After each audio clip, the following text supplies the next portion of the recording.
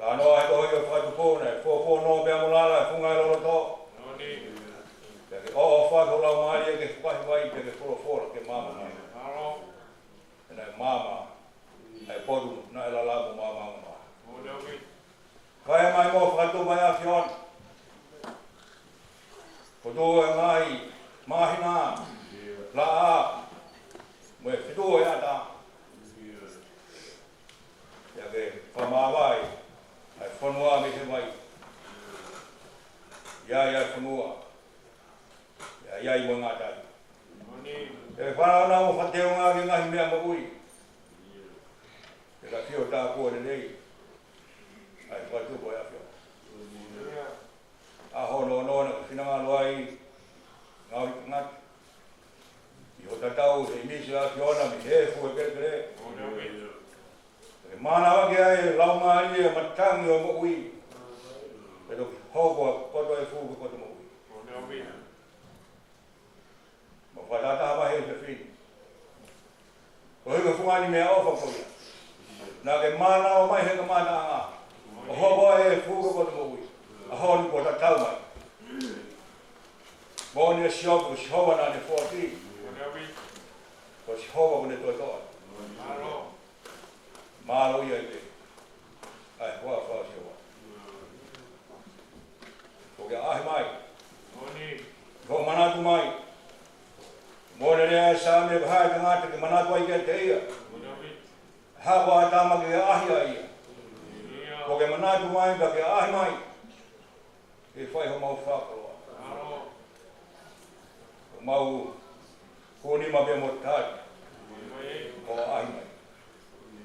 O ia. E o fa ma o fa. Noni. O ia tu. Ai me fine. Na tau no fa dong ia hi siasi ka ma fa no. Noni. Ko do fa ma si wa ia ke je ba ni ti. Noni. Ka ma fa. Noni ia. Si wa ia fa ka ga ma. Ai siasi mo Heamoni. Mo de si o na ni fo. Noni. So wa ni to atu. Ma ro te. Wa fa si. Aro. Wa ta e ma ro. Ma ko le rei. Ko ni mai fini koi. Aro. Ko si binga mo ui. Fini ne fa ka mui. Fini na la fa ka mo pe. Noni. Lo to fa si ka tu pe e nga we ke rea. Noni. Ko tala no ia ni tui. Ko si binga le rei. Mai fa e lo to fa le si. Noni. Rea mo nga we. Rea do mo ui. Rea do ho ha ta. Noni. Rea do lo Mai. ka do ngai pro ko ni. Mo ina si ai. E fina na ko ki mai. Ko mau fa ko mo mau fa la. Aro. Tai mau ko le Ita. mau lo tu pe. To hi go ka mai fa nau. Mai. Hi ko mai ho ma ye ho ko lo ring ya ta ho. Mo bebe. E fai fa ta ko fi ma ri mo fa no. Noni. Ka mai ko fra ke fo. Flowers. Mo lo to. Ko ma la. Noni. Va dai ko pro fora e fini. Ka ko ma os. O le tau mai ka hit e ne fononga ana. Ai ne fora u. E ap. La ngai to ko ya fio. Noni. Abi a. Abi e ko fa ma ko hoi. Ha do e ko ta. Na tu ai ni amana ki. Tu ai ni tui.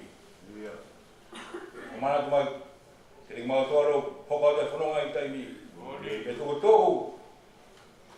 E mau ki de ni ti ki afio. Aro. Fare mal. Apa. Ta ke mai. Fai kau ga mas kau fai kau mo kau pata he ko. Noni. Mo deu no fai heka. Ai fine o Siasi o fai. Aro.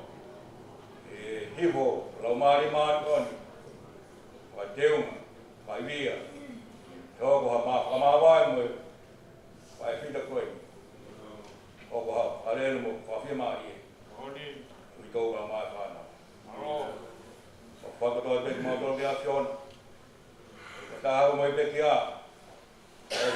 mai ki he tūkunga maru wea whiona.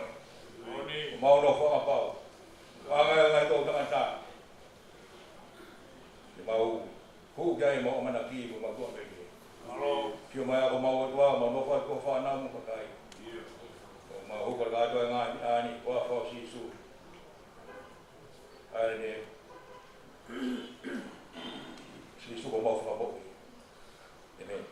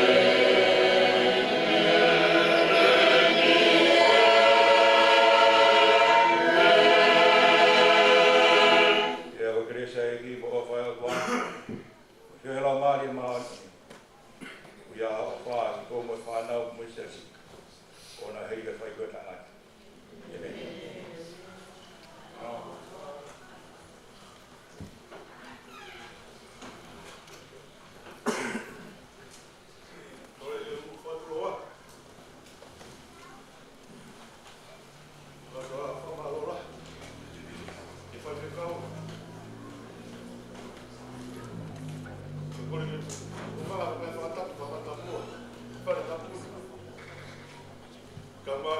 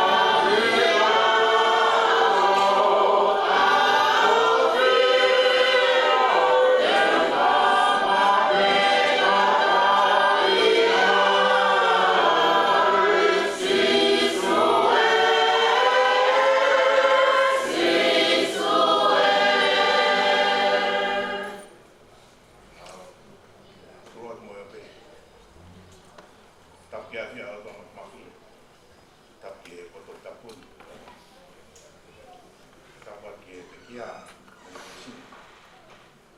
Kapatu siane tahu kita pakai.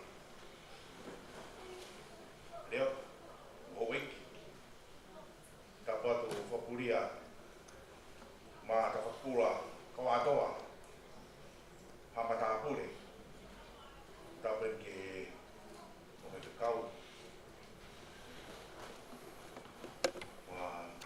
eu katapen ke se tuata tapen ke umotua ka mai fahu ade katapu ke kaina totobe ka mai ai kau mame kai tau makapui tanga ta mai tau fai to ma ta mo mo ai fai mai kun ke tagi ai se kau se kun ke phong atu ai taki ka mai bagi family ka me kas ako mata ta Heamoni kas ako ya nai ofa e bekia au pea ko hingwa ko ami fonua ko e taha pea e fangi family dai tau e Mele da mo ke ofa la he atu ke ama sen an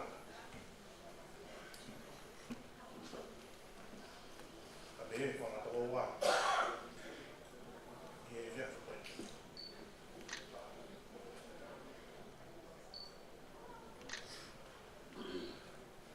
bon gai ui ai otua fai da te tau tolu te tau au ka to kai ya ta to ni fa fita tau e ma fi hoko mai e hanga o liu e mate e hoko ko ma ko ma ta ko mata pa ko ava ke tau ina si e koa fumania tua no ni te mata tu he ho apa ni to pe ki ko si e mo ui ai pe ki ha mon ko e tu ko ki ka sa ho e kainga si family pe ni family pe tau ya ho ta mo ko ki family e fa ta ba ko e pa tu ko e Siasi o ba e tu pa te vita foi maka ta na e to wa o to longa ka kola ya foi fa ko na fa ko e ha na be ai tu ai ngawe ai fa fita ko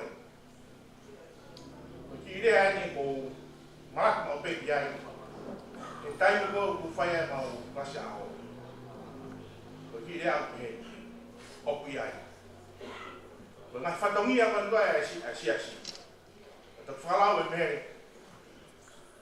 o pi ai tau kwa o pi ai ka to na ki ka to o pi ai ko mau fi ko no fa ka ko no fa no wa ko e ha ba me de mo wa fa ka to pe ya de a ki ko lo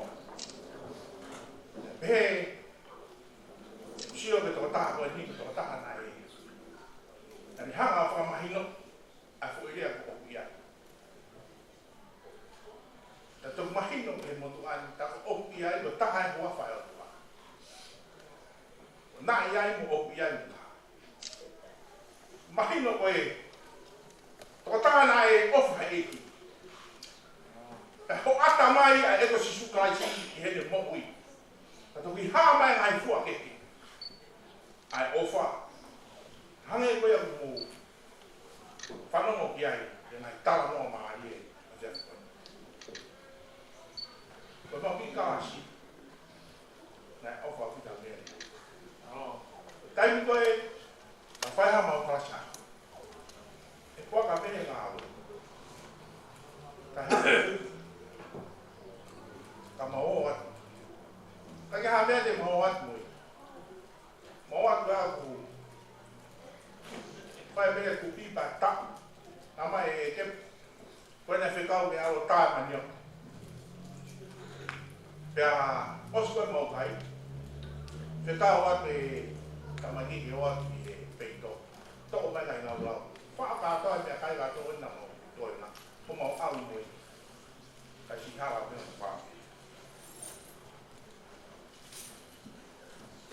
pia. Pamahola hea. Kamaha mi. Ie te pine. Ta mo koroa lele. Mau inasia. Because ang matata hewan. Malawa e koloba mo itapa. Ie whaekoe. Ta koe uia e ki whae a koe. Koe more lahi whaka uia ia. Ie maparasi. Koe tuu koe mau taki. Mooni pe whoke tuu koe koe ai pōpāo. Ka mote ha ma. Kai ke ilo pe fe tati ia. Ka whakawheta. Koe hui pe koe eiki. Koe a pe. Ai pole ama. Mele. Whlau mai mak e oa. Koe parau me si. Te mak pe Konga pe tupe ne parau me si. Koe api koe ne te u. Pau e mungi tatu. Koe me awa whungani. Owa tainga. Ngata anga e me ia. Ai ki marake. Topo pia te mana tu.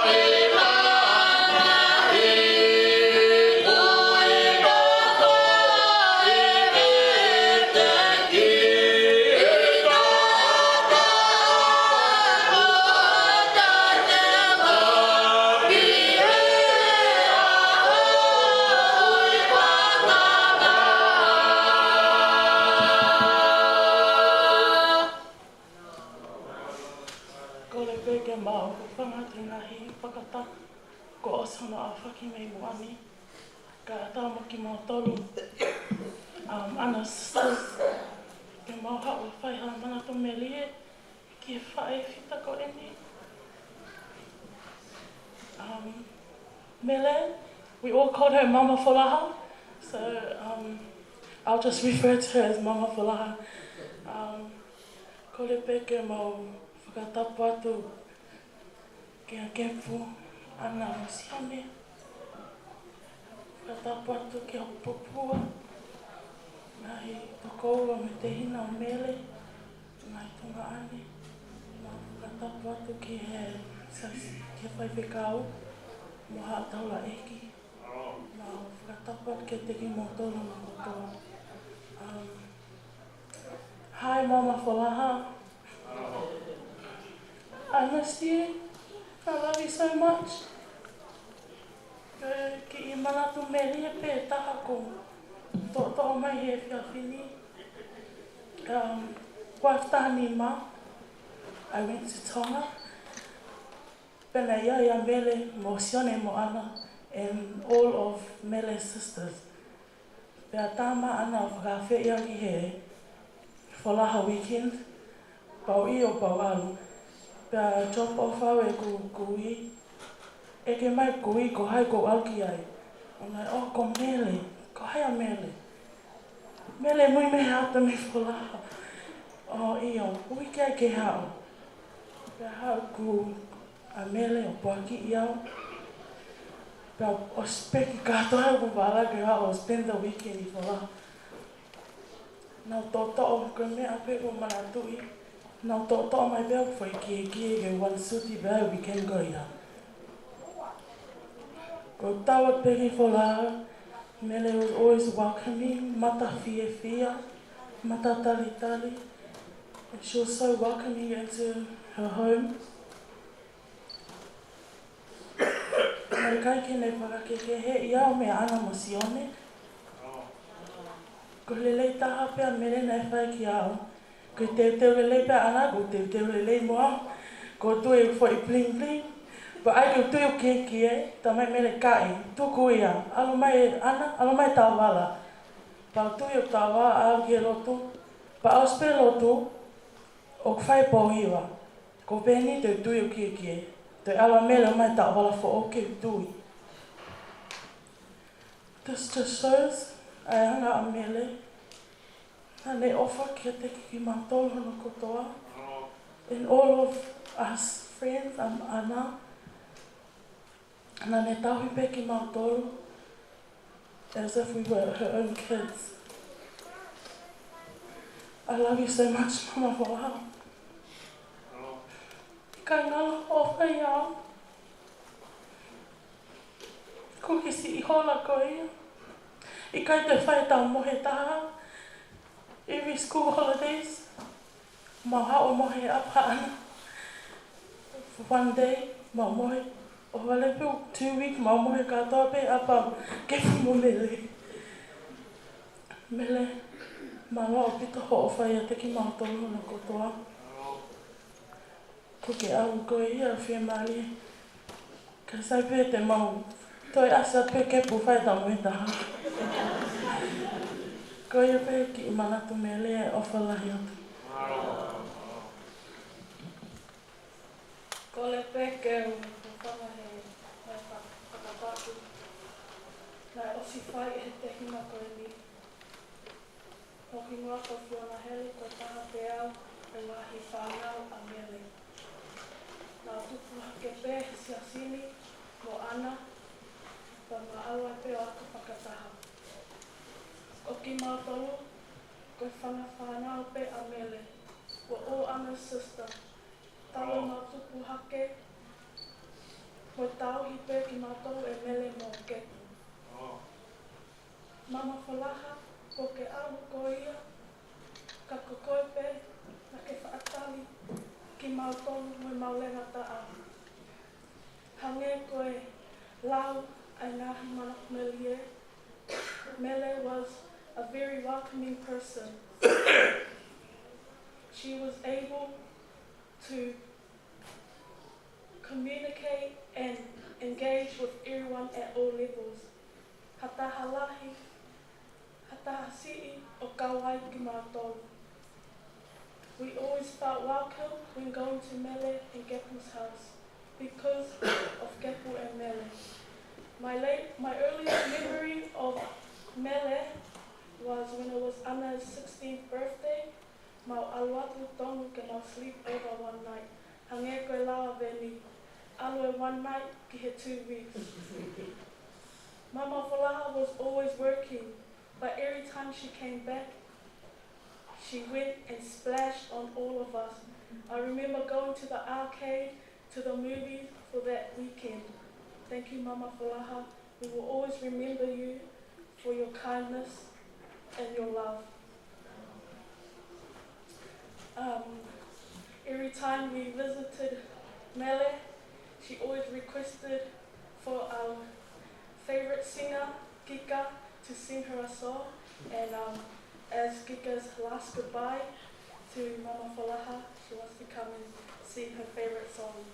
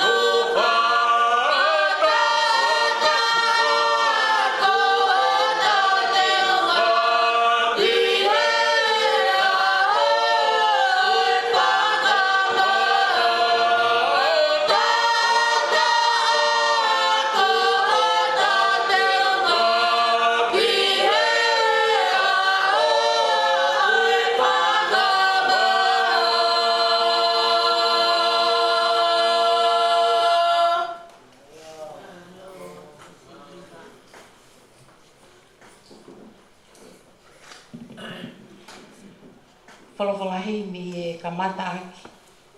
Ai whailo tāpuni o i tau maalari ai mo ui ai kau a koe ni. Koe ni mangea o tolu ngofulu maa walu o hini. Ni ma tolu walu e tau hiwa. E iki o kuke o whae he mea kotoa pe. O maa o kakai ka nau katangi haki. Hange tofu e nau whai ka kore whanau ke whae. E te ho whakai ko mau masiwai.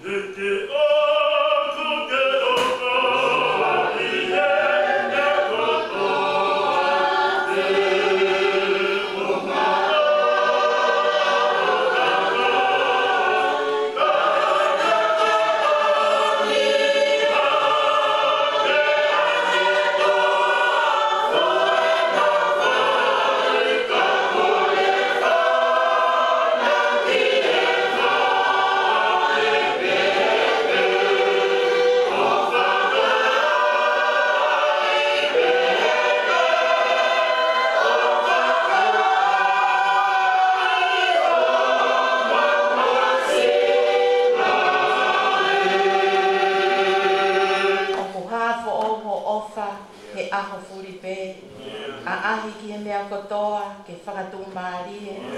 Si o ofa ngā e, tangata lotu tohi tapu. Lama no topo wa e, mo tauki hono.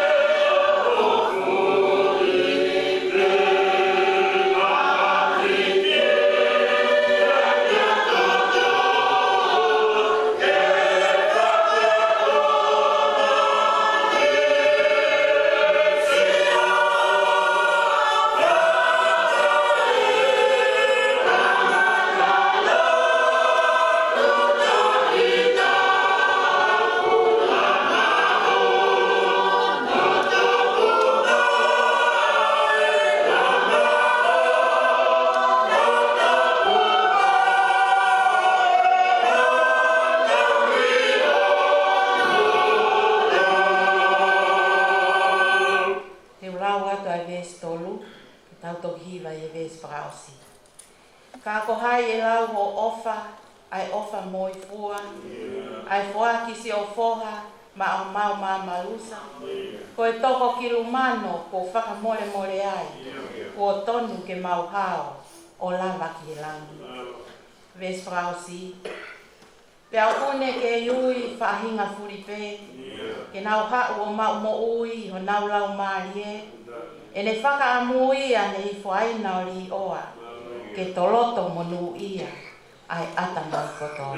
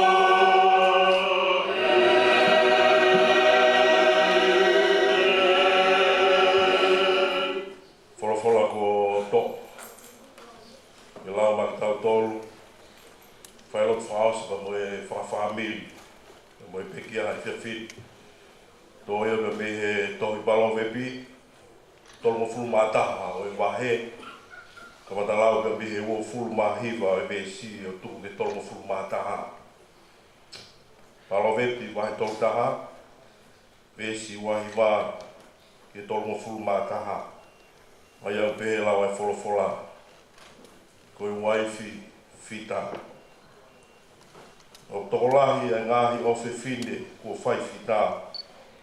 Ka ko koe, ko ke hulu ia te tau tōru katoa. Pe mata le rei, ko mbea I kai ala whalala ki ai. Pe oi hoi fua, koe mea habolofia. Koe whiwhine o kapasia kia Sihova, koe nia e whakamalo ia. Tuku hano i nasi, me he fua hono ni maa. Pe ke ne maa whakamalo i ngahi matani kolo, i ngahi mea kone whai. Tau ngata me mea, amen.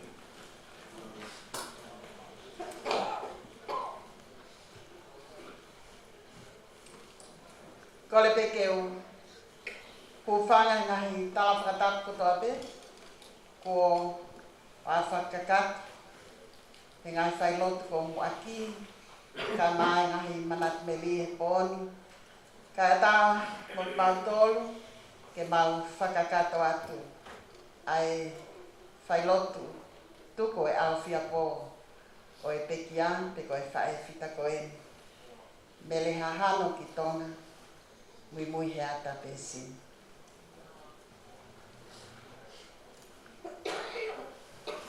O mau i heni, mo i Palestine, o i komit whakawhonua, o i whirianga a whawhine, o i metodismo sila. Ki lupe pop. Ke mau kau whata, mo i te hina o e pekia, to ke tāso ana Muimuiheata. Ko i skeltaria o i komiti koe. I e fie kau ngā mamahi.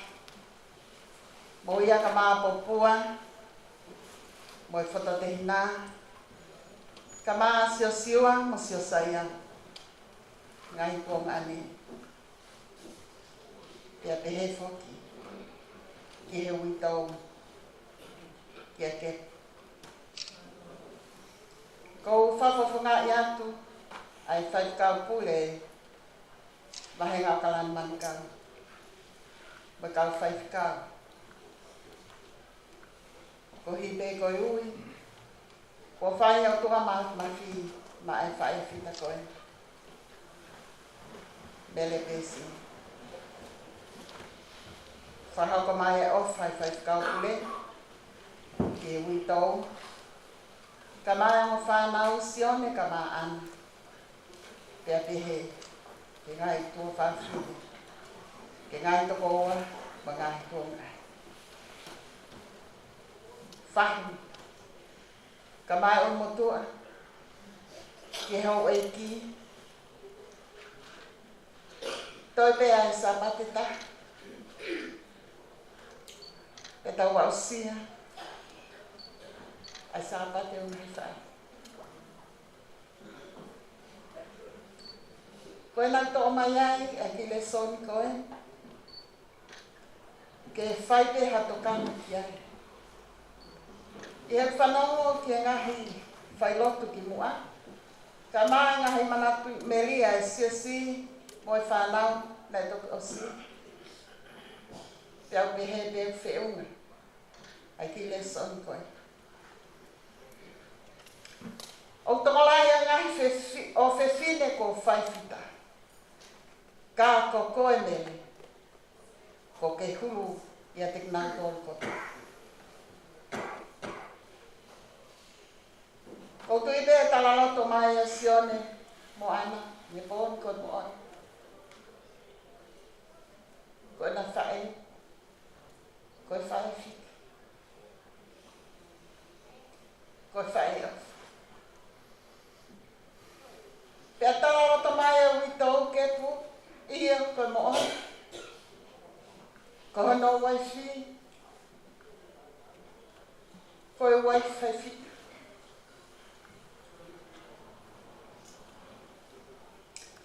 Pekai hata hai e tēnā lava ki whakatataua. Ai tuunga na ia ai waifi ta koe. O mau maheni ko toa te moi pot wholwhola koe. Ko hatala monu nai whai e huse pāniti. Mo ne whanau. Ki hono waifi. Ko e toko taha whai whita. Ko Ko hiko ne ngawe malohi pe ko hiko no ulunganga lelei. Ko foi mawhai malohi au pita. Pea ka pau ia iai hawha e tene maua yang foi mawhai ko ia. Ai ulunganga lelei. Mo ngawe malohi o kuia ko i whaifita. Mari au pito ngahi manat melie ko whanongkia. Ka maa ngahi whailotu ko muaki. Ai tala noa melie ki he mo ui ai pekia. A Mele. Ko tala noa koe ki he uitou ko pehe. Whakalotolota family ke uitou ke sepani. Ka loku whanongo koe ki he ke mo ui koe ai waifi, ai pekia, peo pehe. Koe husa pāmiti lele yeni. He kulawa e Mele o homo i ngahi mea lahi. Whake ngahi mea lahi. Oski a Mele ngahi ngawe malahi. Tau mei tonga, whanongo i he te hina koe ni. Toke taa. Ako lele, ngawe malahi tonga, koe whai ako. Pea manako ai pekia, koe whie ngawe, i he rest home pe koe kau bye. Whie ngawe nai manako ki ai, honolota. Ke ngawe pe, ke ngatai, nai whie ngawe, i he early childhood education, ke whana wiki. Pea manako ke whie takoni, ke disabilities. Mok nau tolo whema o special needs. Na e pehe, ai manako, ai whita koe te koe pekia. Ta koe whanongo ki ai he pōni tau pehe. Māri e lahi atu. Mele e atu, e tau whanongo ki he historia o Mele Muimuiheata Pesini. Kepu. O whahalaki au e whalatoloto nau whanong ki hae.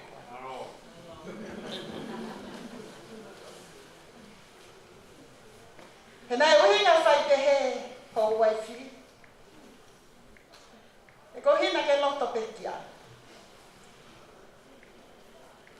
Ke whaaki, ke oski a melenga, e whai hamo whatongia, o i kai ngata pe i hono family, ka iho family whaki. Nai fu o whalahi au pita. Nai kai ke pala taha pe ki hono family. Ka i family whaki. Kono husepai. Whanong ki he ngawe part-time, full-time, ai ngawe. Koe ki o ngonga nai whakahoko mai he whaifkau. O potunga weni. Nai hili pēne ngāwe he ki whare koe to kanga ki he vai tau hiki he ki whare ta. E hauko mai ki Siasi. Whakaha e ngāwe malohi, mo ilo pehe whae whita koe ni o kuiai pehe whatongia. O kei ngahi kawenga ke fua, o kei whili ke tā, o kei ngāwe ke whakakata. Ngāwe malohi. Nai hangea ha toko taha. Habaka whakatau. Nai sio mamao, ko hipe kono ki whamiki. Ko hi kono huse pāmiti. Ko hi kono ki iongo whanau. Ke omi habea me mama au lelei motolonga. Ko hi kono ki whamiki. I he tuina hangea koe whae whita tala noa ki ai a poto. Hange koe na tau whanong ki ai, ka au ki a wheituu, e loto pe ke to o mai, ke oko mai, ke efi mai a ki naa, ko hipe, kono ki whai.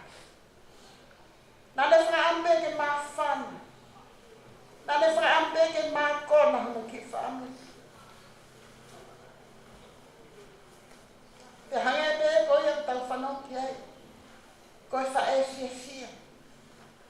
Kau wahi mai hea tuen,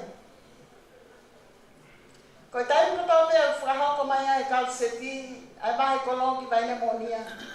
Nā whakatanga e ai mo oni. Oi whae koe. Nā kau ma ngahi whae. Hoa e whaifukau. Nei Mounga Heamoni he fia me kau whiwhiri. O nā whaala rangi ke kausi. Kau ai he fia.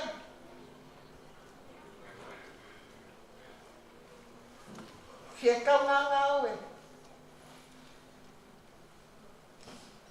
Oi kau whiwhiri. O kai whakamalo lahi atu. Pot ngā oe whawhine. Nā fia. I he whanonga mai mo i Palestine. Ai whianga ka kai whiwhi. Kei whaha i atu pē mahu inga. O i whae whita ko eni. Mo ele pau ki he ngā oe ai put ngā oe. Ko e tako taha o hange ko ia ko tau whanong ki ai. Mo he tuai kai āma. Ke tokanga he tui, ko e tala noa e kei ngā oe. Te ki nofo mai e huse panti ke tokanga i on ki whanau kai ngā oe. A Mele. Nāne tokanga ki ono huse panti. Nā kai ke mohe hange ko tau toro ngā whae. Mohe pe, aha ke ko wholai aru panti ke ngā. Pea wholai aru ai whanau ke ako. Oi kai ke iahe ki pompo. Ko tui nai pehe ke pu. Hau waifi. Nane whutokanga ke te koe. Nane whutokanga ke sione mo ana. Nane whutokanga whoki. Ko mo ki i whana. I kai ke mohe wholoa. Pe kai ke whaam ke tō mui. Ai husa panti. Wango ki i whana o ke ngā oe. Pea pehe ki hako. Ngai whae. Ko tui pēr tau to'o e mea lahi. Me he mo ui ai whae whita koe. Nāne whae kātaki. He kono no o koe whai malo. Pea ne whakawhewheka hanoni. Nāne whakawhewheka hanoni mā ko hia. Ko ngā wefi. Nai hiki mi ai. Ki ai. Ko ngā wefi nāne whai. Pea whakawhisi atu me he ngā ue. Kai hoko atu ki he ngā ue tahi. Nai kai mate ne māmai atu. Nai kai mate ne māmai atu. Nai ora mau pēko hike ne hanga se. Ai kai haa. Me he family. Te koe whangamanu whekai ai whiri moi ai ai. Pene tari a taha pe hange. Koe manat meli e ai kalasi ah. Pea te heke ki i whanau ngai to posi. Mari e, ai urunganga o i whae koe. Tai milahi o kai ke tau whaatari e tau to. Kai ke tau loto. E fie tari a kakai o tau nahi loto whae. Ko hi o kai ke tau fie mori. Kai ke tau whalango he pōni ke mo ui e whae whita koe. Nā me tari ha tahape. O au ke whana. Pea pehe ke tae lata whanau. Ko e rei tahana ne tari anki. Ai kalasi aho. Ko e rei tahana ne tari anki ai whanau koe. Ki hana loto wha. Whai fia mea kata. I kai hanu, pe launga. I hek tui whai whikau. Nā kai ke hanu a ka benga i sisi. Nā ne whai aki hono leleita. Nā ne whai aki hono koto ana. Nā ne whaki a hono koto. Ko tui pēna i kai me whaata fulu hange ko ia. Tau whanongo me whana. Ko pēna maulata i ki ana. Mele e hono unga. Mele au pito no ulunganga. O e whae koe.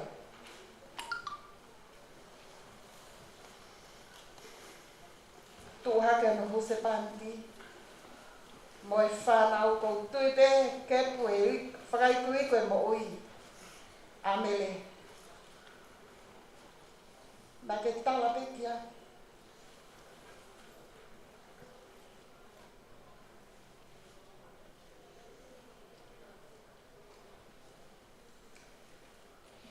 Aho off. Na ke whamana tuke ani ngau e malo.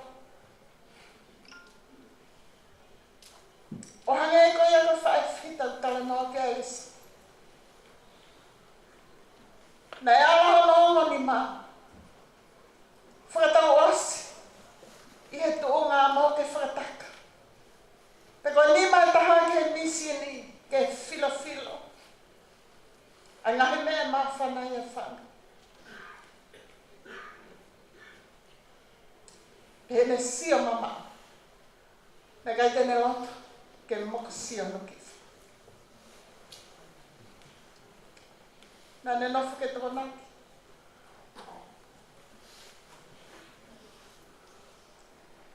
Ai mea lele ko tope ke whakakofu a kena husipanti mo ne o ki whana.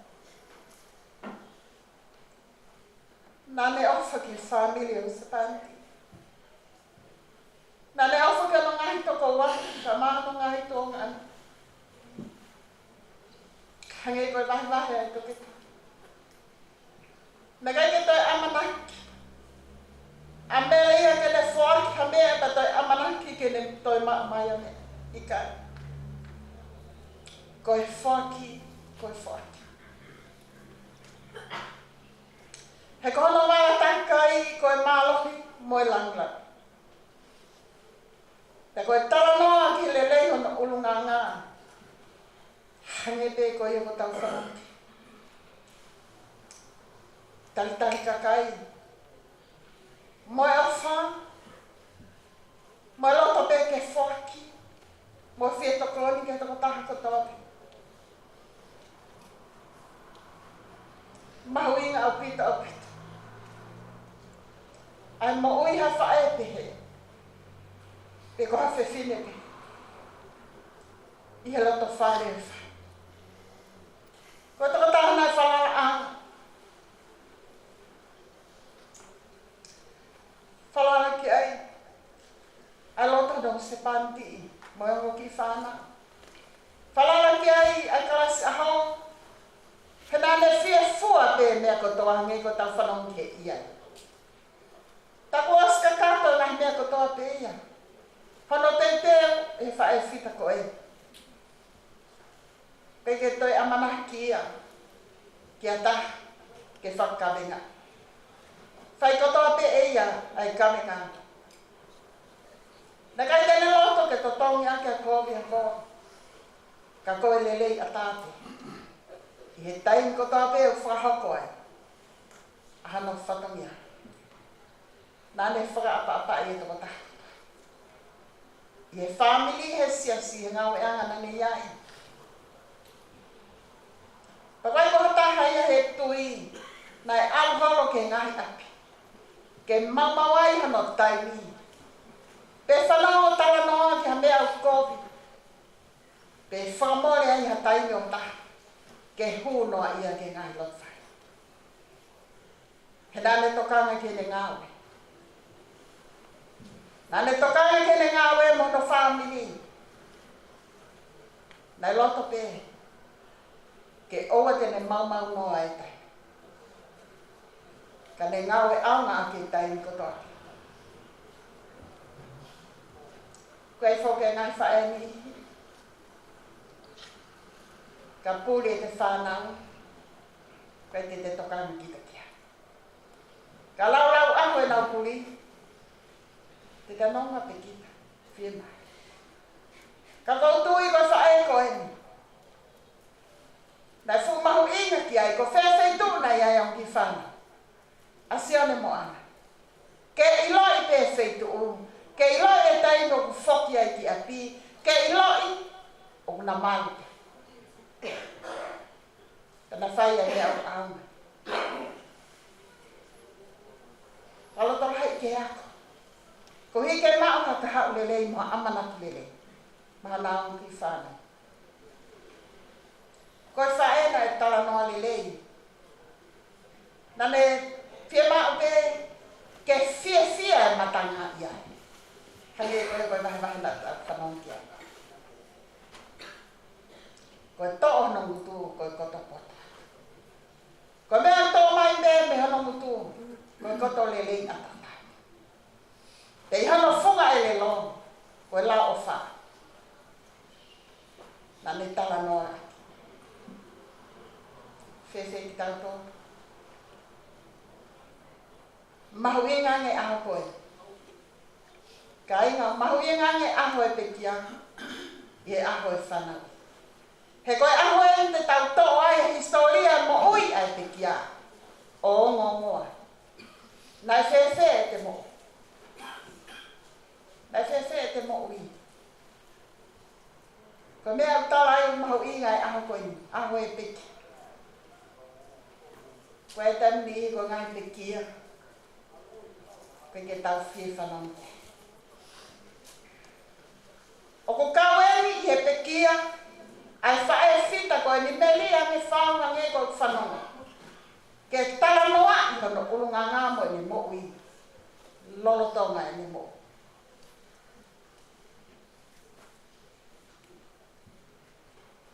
Haya he urunganga. Haya he ngau hano ni ma. Haya he ngai mea nele aki. Ai ne tō ngā. Mone ngā wina i whai. Pehangi mai. Kai ngā Siasi mga mo whāmi. Pehangi mai ke tau pehe. I he aho e tau peki a. Ke tala noa i ho tau lele. Mo ngau e lele na tau whai. Lolotonga e tau moi. Koe amahu inga i le aho e peki. Koe mahu inga hoa whae e lelei. Kau hi he e pole ai ane whae. Kai ai hata kanga ma whehoi anga u tala noa i ai te whae te fie kau ki ai. Te fie kau hono tala noa i te whae. He koe whae lelei. Koe whae off. Koe whae nei oskia velenga. Nane mamahi e mea kotoape. Nane whae. Ke nau tuu ko toa hake pe. O tala monu ke nau whae. Te koe tala monu e. Toko lahi a ngahi ofe fine whae whika. Ka ko koe whae. Ko koe whae ko ke kuwa. Ia tek nau tō lungoto. O mahoruma ke whae ia koe. I ngahi whae hono koto. E koe whewhine ngau e malo. E kai ke ngata e le ngau e malo hi. Ka koe toe le leifoki. Mono unganga. Koe o whewhine nei akasia o tua. Pea koe au wheongai. Mo tau mo tuha. Ke whai hono whakamalo. Ka ia e tapehe. Tala mai e poto. Ole hana o nyasi. I he mea nai ngā ue hono ni ma. Ngā ue i hono ni. Ko e honi. Toka Mele. Hahano ki tonga Muimuiheata Pesini. Toka ko whimale. He ne ane ngā ue e ne mo ui mo hono taimi nai kai ke tuku mole noa pe. Pe mau noa hono taimi. Nane ngau e amake. Ako tui be ngahi whae ko tau whanong ki ai. Tau whiepe. Koe aho e. Ke tala noa i ai. Ai historia e tau mo ui. lono tonga. Ai taina tau kei mo ia. O ngona nai tupu lotu pe kaunanga koe. Nai whahako malanga ia kei whine mui pe. Kei whine mui pe. Nai whahako ia koe whine malanga. Maria whanongo ke toke tā. Aho nai pe ki ai. Pongi pong. Nai tā ke pangke. Ke transfer ne account ke freedom account kia te au kono hinga ka working account. Tane tā pe hono hinga. Ke whai aki hoku putu. Ke whai aki hoku putu.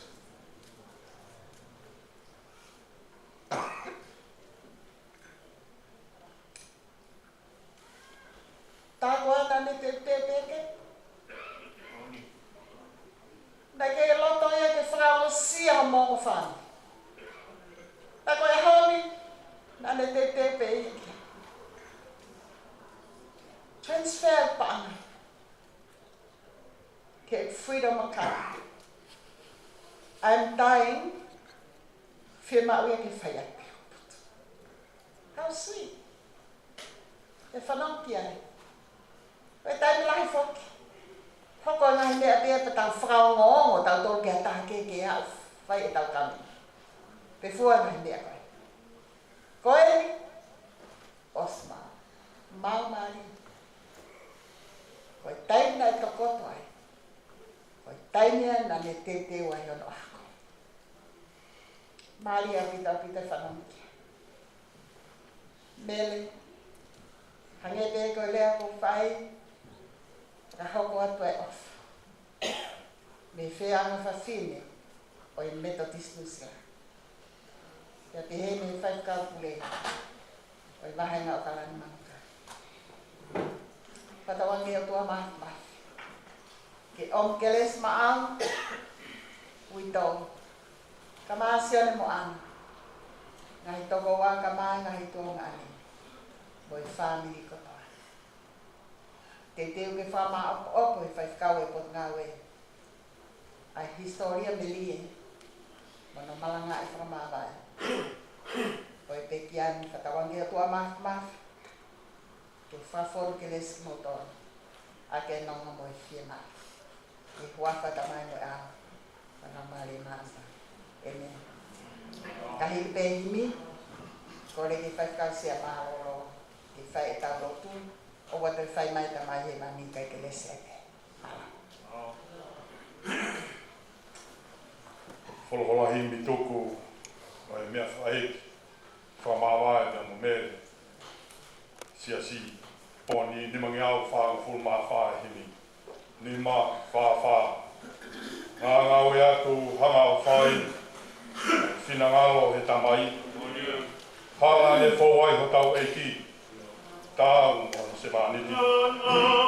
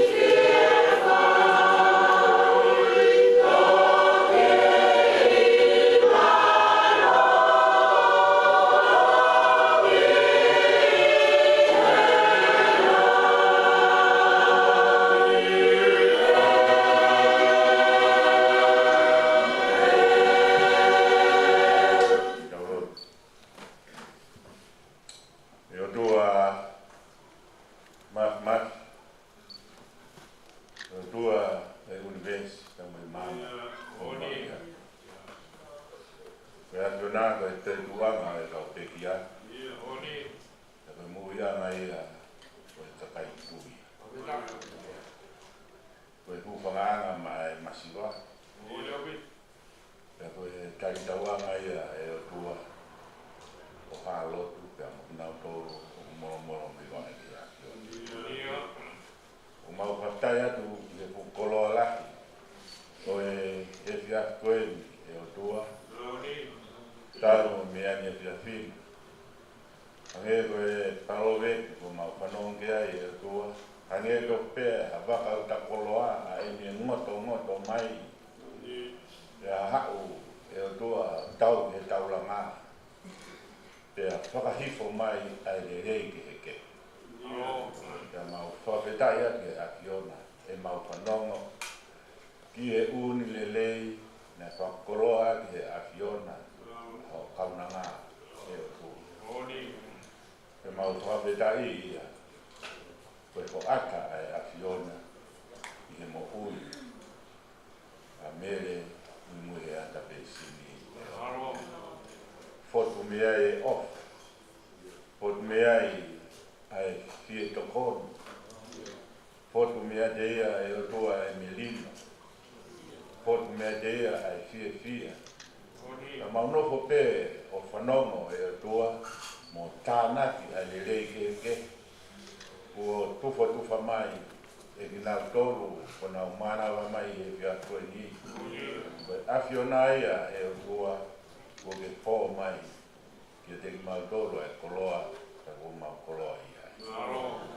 Tawe mau whanongo e o tua whaka o ware ka te mau tolu ka whakaware loto. Ai whakawhape mau whanongo koloa e tae whirongo aki. Ka mo kaunanga, ka mo family, ka mau whakawhetai mo whakamo oni, iyo, koe mo oni kotoa. Nā te inasi, i he takainga mahoa, nā ne tao aki o tua, ai keke koe maa. Iyo koe mo oni, nā te inasi, i he breakfast. A ke lego ia na ne whakainasi ake, se koe tā, ka mo kau ki mo. O kou whamo oni e o tua, koe mo oni. O ki gai koe whanongo tala noa, e nai gai te ne whakatonu pe o tua. A ilonga pe a taha, na iafe mai ki whai patongia, i he lotu lelei a Fiona, na ne nima mo e wae e o tua. I whai koe lelei koe. Mau whaktai ake a Fiona e o tua, o omi ha kaunanga, omi ha whae, omi ha waifi. Pera ngata e o tua, ka ke te om foki, ai tō taha koe ako naki, ta koe malanga, hoko e o tua, ka mau whaktai atu e uni lei ka toa koe. Mahino pega le mau tōre o tua, malanga ai te tōnga mo ui. Malanga e o tua, ai kātoi, o e le lei ke he pe. Nā mau utu, a hono le lei e o tua, ia ne tokoto pe ka mo e penu. Ko wi ko osko toa e le i he me whakainasi ake. Aku mau tōru ka me Siasi, ka me kakai, ka me whāru i ki te atua. Koe mau lotu mo tau tapa te Fiona e tua, ko i kua i meuta, ka ma ana ka misio.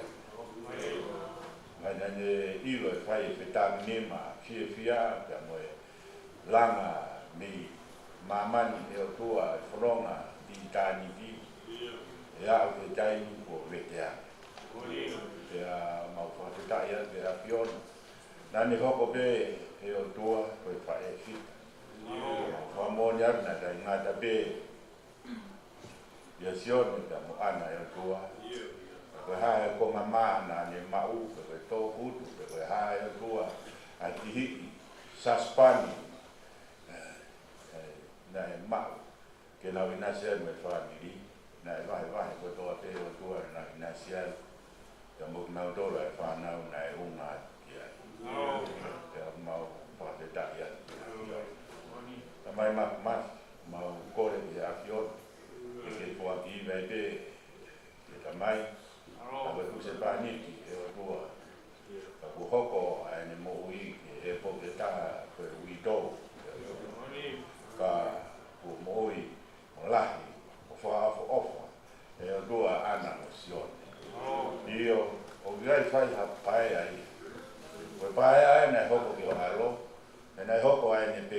poia be pe mo Mele pe mo kaufafimi pe mo a konga pe ta pe ono toe pe ni ko ka luma pe ka mo ka tau kai ko paia kai a ko ne o tua mo ka pita ia pe a viene hai to ka mo pe en mai a para iguai pe ka ha kai lam tau i tui pe ko tua ka pulia ya pele a mata pure pele mo ka hiwa ke o tua o kai ta na ha pe sayone na ga ha pe pe ya o tua pe ki a ko ya a ya mau fa ta pe a yo na ya o ki kai de ri a ki na to tua ofa ya yo e o tua kai ha unga lang mo ngeia o ka na Muimuiheata Palestino e takai pe fi. Muimuiheata e tau whai se tau, e tau whine e whai se tau e o tua. Muimuiheata pa mo e tau whai e fita, muimuiheata e tau whai ako, muimuiheata e tau matātao ke. Nai gai inasi, a ho kauna ngā, i tāwak pa mo e monu ko ia. Tai mahino ma den mautoro hange ko e whai tau koine, whono ngai ko kaua ko. Ege e kaua ko hai e kakai ko ni. Na tala pe ko ni na fa ia si so ma fa ta ia na fior o mi fe mo uia o ka na i fa ia fior na ia e o tu pe o vinga pe he ai ne fua na no forma ia fior ha ma ia le ke fua la mari ma ni ki mo ai tu e a ho o ma tala ia ho ai lei mo ne paro me skoia na fai a fiona e o alo ko ia be aranga mo ni ka mo ui ko ia be ai toi tu e tu mo de mo fata o be ai mai ma fono na fai ane o wa a be ni o tu ka ko ia na no mo tiki a fiona ho ko a go ni mo ne mo wa na ko fai ta ko a ko koloa e o tua a ko te kia ka vi dai ko a ko e o tua ko more a mana ki pa mo e tua me ki ta mai ma wo ko re ya fiona ko di ko fa ka mo ai a fiona e a bua fa ko te ina e la pa bulia e tua fa to ngane da be ke na ku ke ka wa ki ko no ko do ate hai kamai fae mai fami ko me utai ko wa papai ko do ki na do ya yo ya o ka ko ni do fotuia we ko la kana da go ya na de mo do ma ka ko afiona e o do mi ano a be ya do ki afiona ko ba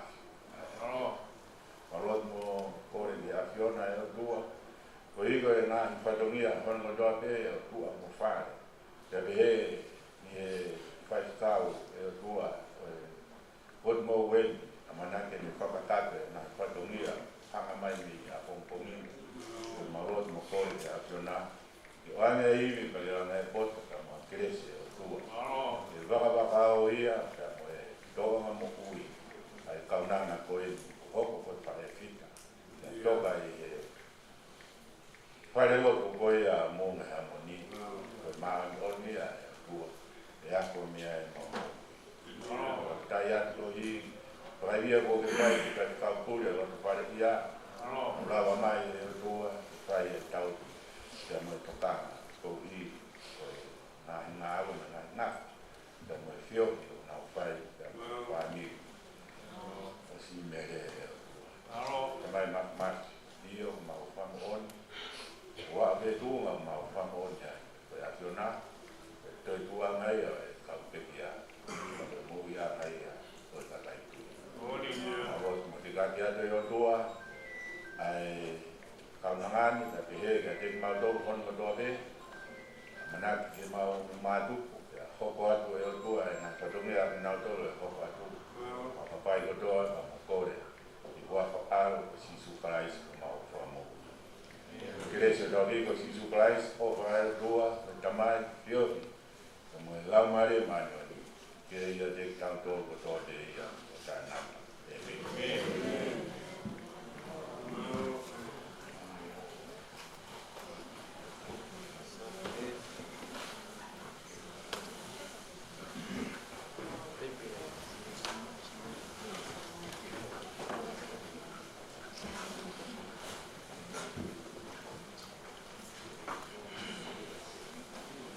Kore ke u pamalmalo atu e patak o kamata ki tau pulukalama mawinga e te pini patulo atu i kau whekau ure te a maroro kau maa kau taula iki patulo atu ki te whahu patulo atu ki he hoi iki patulo makehi ki he kia ne whatataha ki tātou e Pesini Mele hahani ki tonga Pesini Muimuiheata Pesini patu e whamaro lahi ka te kimotolo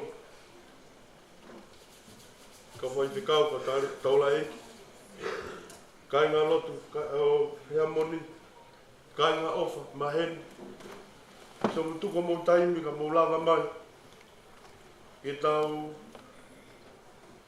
piki hama ke taimi whainga taani ke kai ke mau hamea e motua tuani me loto e api si e loto api bati mau ki api basi wā ke whamalo ia ai ngā wela ai koloa ko mō wahi mai ka te ki mau tolu kau taula eki kau maa ki mō tolo no kotoa kai ngā uwha kuku atua e whamaro lai me he si whanau pai a kau maa witou si o mōu kau ngā piki hama manu ki mau tolo e ngai i he whaheke he kau e whiawhini kuku ai whaamu Korea e peta mai he wani ke hifo a tāpua ke te kia mō tōru i ngai whatongia o hanga mai me mua. Koe peki whanongonongo ki te whaopua. Koe peki whailota pongpong e whamiri whapahapo he ono. Hea hoko toa i pē ai malanga nuna ke teo koe hiwa tōno. Osi pē whiawhiri kai ngā lotu whamupu mai kai ngā awha katoa. O lava tu peki he holo. Moe pare mau atoa ki wai peki wai papanaki ai a kui tōu me whanau pai a. Pa malo ia se mo lava mai he whakoloan. Ke a mea ma. Mo ki poi ma whana. Pata atu. Ka tuku ka kora te peke whamiri ke mo nofo mai. E pe whanki whatongia ke whakaka. Ko ia pe e ki lea tuani, tu awhai ki atu. Maro.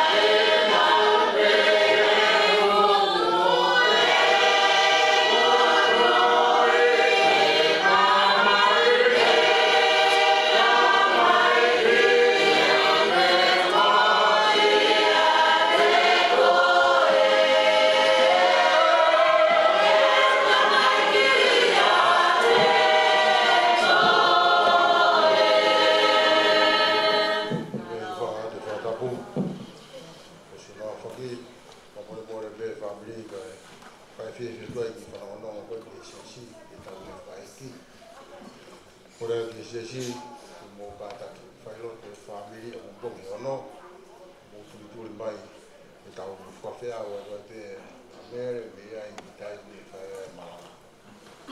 Ora pe ki whamiri whenga maari pe tau poloa ke Muimuiheata te poni ia e kau o tente tau mo pe e ni o toka pila tau te Fkeiki o whamiri o takai ora pe ki tau whanau pe kau mātua o i kono maa a tā te mohiwa pare o si me ke whakalau mai a ko mai me pe ko te tokanga whenga mai e mea toa hea piri o ia mele me koe ni uta e mōni ki a fuko e te whakau alo